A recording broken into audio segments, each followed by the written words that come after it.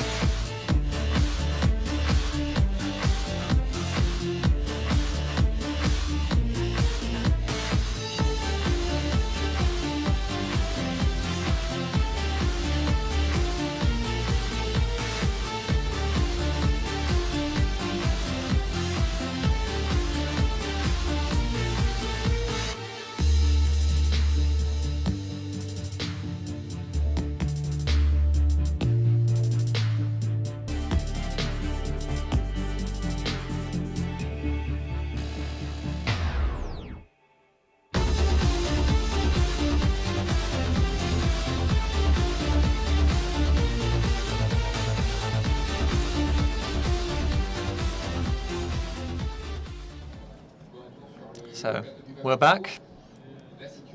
Situation, I think you have to state things clearly. In Morocco and in Tunisia, you know the situation very well. In Morocco, of course, because you work in Casablanca. And of course, there's some difficulties in 2014 when it comes to the electronic cigarette market. Could you give us a brief overview of the vaping community and how it is seen in Morocco? Of course, you have to know that the electronic cigarettes has increased incredibly in Morocco. It started in March, April, and then afterwards, very quickly, we had a number of new shops that opened their doors, and this is an exponential market since March 2014. And although certain articles were introduced onto the market and which do not function properly, well, this has not had a bad impact on the electronic cigarette market. What happened is that there was a lack of information within the press, in the Arabic press, and this press has not informed itself well enough, but it gives a lot of bad information. And even worse is that there was a press communique of the Ministry of Health, and they stated that the electronic cigarette is as lethal as the traditional tobacco. So we indeed saw in the video that about 70% of the electronic market, e-cig market, has decreased, and this is probably because of the publications that were done by the Ministry of Health. Do you think this has had indeed a very impact? And what about the traditional cigarette? It's a mixture of effects.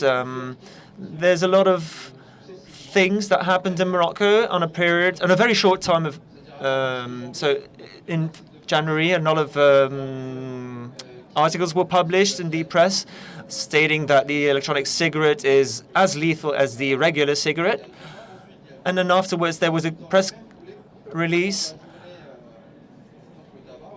and then there was a publicity spot on television, an infomercial, let's say, of Gad El-Madeh. It was very polemic in France, indeed. And the effects of the traditional cigarettes were linked to those of the electronic cigarette. So they said, and we talked about this a lot, you're going to suffer from certain diseases which are also linked to regular tobacco. Gad El-Madeh is a Moroccan person, Moroccan man. He was born in Casablanca and close to where I live, so we know this person very well. And he's a very important person. It's the guy from Morocco who did good business abroad and and has an exemplary function for people in Morocco. So he speaks to the youngsters in Morocco, and he's very informal. He is very humoristic, so he's very serious on the other hand as well. And he said, okay, if you smoke e-cigarettes, you're going to have e-diseases. That's what he said. And that went onto the national, that was broadcasted nationally, national television channels. And of course, we saw this impact directly on our sales of the electronic cigarettes. So there was a direct impact. But I have difficulties to understand, because I hear that the national health system also tried to spread bad information on the electronic cigarette. And the question I have is, where are the people who defend the electronic cigarette? Where are they? Are they here at the VAP Expo as well, the health professionals? You had some people representing other countries, people in favor of the electronic cigarette, but not for the regular tobacco, of course. But are there people who advocate this use of electronic cigarette in Morocco? Well, actually, there's the International Association for Moroccan Vapers, and there's a block of vapers, a small community within Morocco, 2,000 people. But this community does not have enough force. It's not as the associations we have in France, for example. They're not comparable. And the system in Morocco is completely different as well from the French system. We in Morocco, and that's what I see, is that we suffer from the law and we are not implied. We're not implied in the regulations and the construction of the rules around electronic cigarettes. So we wanted to create an organization that would be implied in the regulation. We are trying to, and next week we have a session with a number of members from Parliament. But the problem is also that we don't have the means. Together, we had about 3 to 4 million euros as a budget, so we don't have a lot of means to launch publicity campaigns and stuff in the media. So it's a matter of means, financial means. And afterwards, of course, we will be able to defend the market better as soon as we have more financial means. Could you tell us something about the situation in Tunisia? The government, are they going to try to put the electronic cigarette on the same level as the traditional cigarette? Is that something that's going to happen in the future? And how is it in Morocco? Well, the situation is different in Tunisia, because in Morocco, the market is liberalized for the regular cigarette. So everyone can import tobacco, and there's a lot of manufacturers and distributors who import cigarettes. But in Tunisia, it's different. There's a monopoly of tobacco, and it's the state that manages the distribution of tobacco. So two different aspects here. And so you have a monopoly, for example, in Tunisia. It's something that doesn't exist in Morocco. That's true, indeed. It's impossible. That would never happen in Morocco. And about taxes then, the liquids, for example, they are imported from the United States, from Europe. Well, the main distributors or the exporters. We are trying to get free exchange with the European Union and United States. And the liquids that have a certificate and that come from Europe or United States, well, there you don't have to pay any registration rights, no import taxes. So we have... The big problem here is that in Morocco, there's a minimum salary, and which is 230 euros. A packet of cigarettes in Morocco, high gamma, costs about 3 euros. And the lowest costs, or the lowest price you would pay for a packet of cigarettes in Morocco would be at 1.5 euros. So the prices are always more or less below 2 euros. But what happens today is that there's a limit. There's, for example, a group of persons, and you have to say the truth, of course. most people in Morocco have a salary, a wage of about 500 euros or less a month, and they have to pay 2 euros a packet, for example. If you smoke a packet a day, the expenses are a lot, and if the taxes are added, that would be enormous, that would be huge, that would mean they wouldn't be able to pay any cigarettes anymore. And then if you compare this to the situation with the liquids, well, the market or the people in Morocco, they will find that this is pretty expensive. But we're in between two fires, really. We're in between two situations because of course, we have transport costs, we have import costs, taxes, and we have to add this to the liquids. So there's a difficult situation. Well, in Morocco, there's a vaping community who's organizing itself in Casablanca. How many shops do you think there are in Casablanca? Well, the people buy the products on the internet, not in with the shops. So if you go to Morocco Vapoteur, the website, then they go to other websites in Europe, and then they're going to buy liters and liters of PV and PG. And then they are going to import this liquid. And today, our customers are SPAA, so people who don't have the time to go to the internet and to create their own liquids.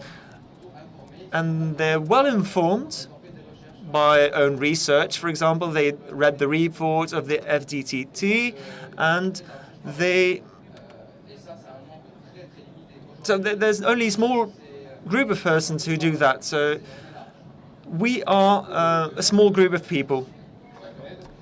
Mohamed, well, if you think of September 2015, 16, 17, what is the forecast for vapors in Morocco, in the Maghreb countries, Northern Africa? What is your provision? What do you think of the future? What is possible for the future? What is not possible? And you, of course, have a good association with people being mobilized. There's a structure. And how are you going to explain to the people that the electronic cigarette is not as dangerous as the regular cigarettes to the big audience? And AMIVAPE, for example, as well. So VAP fiction, what does it mean for you? What do you see for the future? It's not even a thing of fiction. We have already been discussing this for a month now, and vaping will increase. It's inevitable.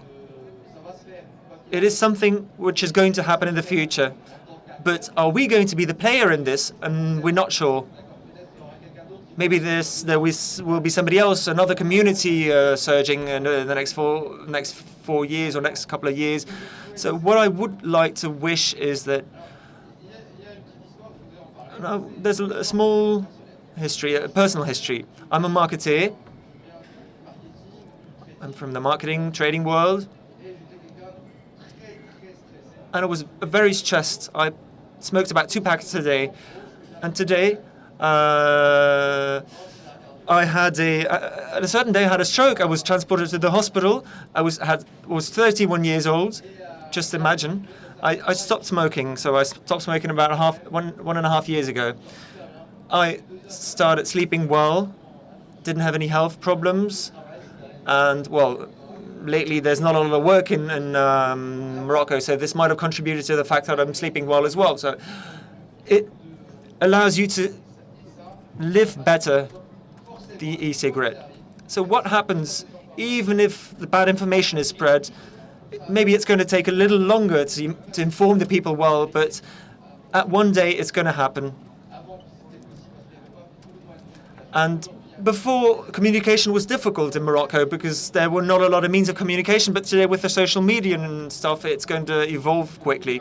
Thank you very much, Mohamed.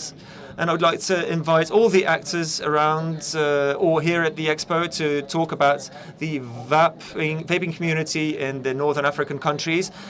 You have done an exceedingly good job in the northern part of Africa, and we are going to follow closely what is going to be the future of the vaping market. Thank you for being here today. Thank you as well for the invitation for this beautiful exposition.